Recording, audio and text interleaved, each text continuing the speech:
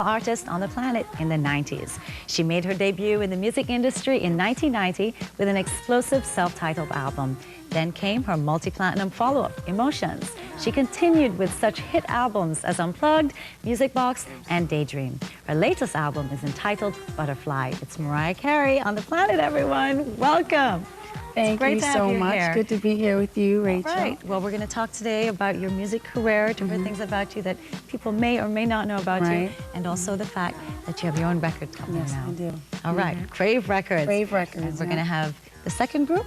Yes, label? 7 Mile. Allure was our first performing. release. All right. Yep. They've been on the planet. Yes, they have. All right. And so 7 Mile is going to be here soon. And all right. They're going to be performing for us. So stick around, everyone. It's Mariah Carey and 7 Mile on Planet Groove. That's next. Hey everyone, welcome back to Planet Groove. I'm Rachel and I'm here with recording artist Mariah Carey. She has sold over 80 million records and hasn't stopped yet. Welcome to the show. Thank you. It's good to be here with you. So let's go back. I'm going to take you back to before you won any Grammys, any other awards, before you sold any albums. I know you were born and raised in New York. Yes. Your mom was actually a singer as well. When were you actually initiated into music? When did you know that this is what you were going to do, that it would be a part of your life? Well, I mean, basically, I started singing when I started talking. There was no break. It wasn't like there was a time in my life when I didn't love music. And it was always something that got me through any kind of difficult situations that I would, you know, come across growing up or whatever. And I knew that it would be a part of my life in some way. And then when I knew what having a career was, I knew that I wanted to be a singer. And my mom was a singer. She was a vocal coach. She did other jobs too, you know, to support us, you know, support she and I when, you know, when I was growing up. But she always sang, and there was always music going on in my house. What was the typical day of music in your house? What would you be listening to? Me, personally? Or your mom, both of you? Well, those are two totally different Okay, you then. But me personally, I mean, basically whatever was like popular on the radio growing up, like especially like, you know, in the 80s and all the R&B that was happening then and everything that everyone's resampling now. Right. No, but there was, you know, basically I'm like a radio addict and I love, you know, I would be just listening to the radio, watching MTV and aspiring to be, you know, doing what I'm doing. Right. What kind of high school did you go to? Was it a performing arts high school, just a regular? No, I wanted to, you know, I wanted to be on Fame. Everybody wanted to like actually be in the school, but no, I went to just a regular high school. Most of my friends didn't even know that I sang. Wow. I really didn't talk to a lot of people about that because I didn't want it to be like, you know, oh, I'm going to do this, I'm going to do that, and then have people be like, oh yeah, we're waiting for your big career. And people were even, you know, starting in with me like that at that point, a few people that knew. So I would keep it very low key and just talk to my real, true friends about it because I was working on a lot of stuff that actually ended up on my first album. While in high school, I would, you know, go to the studio. I would get home really late. I would always be late to school. Not to be a negative influence on anybody, you know, it's not that I didn't care, but I always knew I wanted to be a singer and a songwriter. Is there one song that you remember from the 80s being in high school that was just the song that you think back or hear now and it takes you back to that time? There are a lot of them, but definitely the Purple Rain soundtrack would be one of them.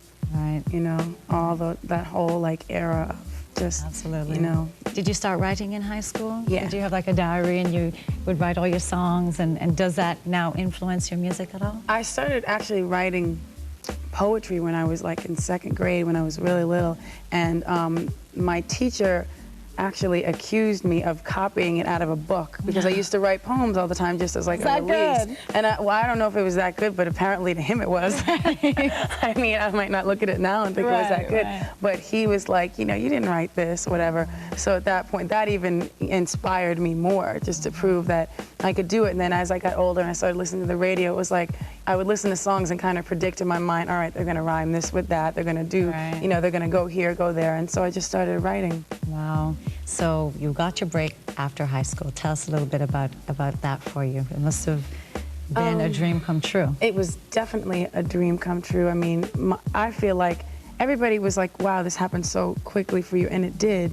But I mean, to me, it was my whole life was a struggle to get to that point. Do you wish that you told people that you actually wanted to sing so you could have been, see, I made it? No, there were a few people who knew, you know, because I had a demo and everything when I was in school, and some of those songs made it to my first album.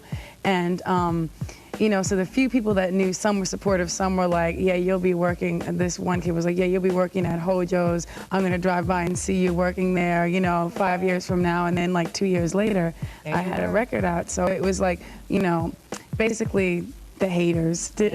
Right. And I didn't want to play into it. But I don't know, the main thing is just that I've always been focused, and that's how I've stayed grounded and stayed, you know, where I am. I think it's because I've been able to be focused enough to keep going in and make album after album, which has been hard because most people haven't had as many albums out as I have who've been out as that longevity longer. It's hard. It's really hard. Was your mom very supportive in this time? Because you really got your big break early, you know, and it was such a whirlwind of events that happened for you. Yeah. You know, was the support there? Had she always been supportive of that for you? My mother was always very supportive of my singing and of my dream. And a lot of people's parents, you know, sometimes people's parents tend to want to protect their children. So they'll say, you know, look, it's 1 in a million, maybe you should go into this or that area. But I have to say that if... Fall back. Right. And I did have something to fall back on. I took a little beauty school. All right. I did. You know, I mean, I used to like to do people's hair, whatever. But, you know, my mother was always like, if you truly believe that you can do it, that's kind of where the Make It Happen theme came from. And like songs like Hero and things like that. Because I do have, you know, a mother who was very supportive and who did encourage me. And if she hadn't encouraged me, I don't know if I would be here sitting with you today, you know, talking about this. Is it somewhat like you're living her dream for her since she was a singer as well? Is it somewhat like that? I don't know. I mean, I can't speak for her and how she feels about it, but I mean, I'm sure the fact that she kind of predicted this all along must make her feel proud. She knew you'd be successful. That mother thing. All right. We'll be right back on Planet Groove. We're going to talk some more with Mariah Carey. Stick around. Welcome back to the show, everyone. Today we're giving you everything you ever wanted to know about Mariah Carey. Now, you had success at such a young age. Were the pressures a lot for you to handle at that time? And is it easier now? I definitely have more pressure now in terms of career-wise. When I first started out, everything just happened so fast, and I was so focused for someone, you know, so young, and most of my friends just couldn't even relate to that. It was like all I cared about was music and success, and it was a dream coming true. So I was just working, and they were like, okay, back in the studio, 4 singles, 3 singles, back in the studio, another album. I did so many albums in a row, and that's why I've had more albums out than like a lot of people who've been out twice as long as I have, you know, because I just kept working, kept writing, kept going, and I never stopped to look around. So I don't know if I really experienced the stardom thing or if I really experienced that side of it. And I think that this year, like this past year, has been the most of the, I guess, quote unquote, star or fame experience that I've had, because people really started delving into like my personal life and really started,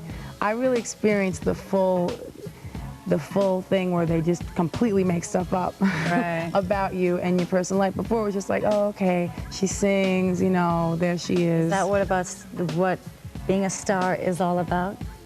I don't know. You correlated that to the, you know, people making up stories. Right. I guess what I was trying... They go hand in hand? The point I was trying to make was, I was so focused on music in the beginning and very sheltered in a lot of ways. And just working constantly in the studio, you know, making another record every single year.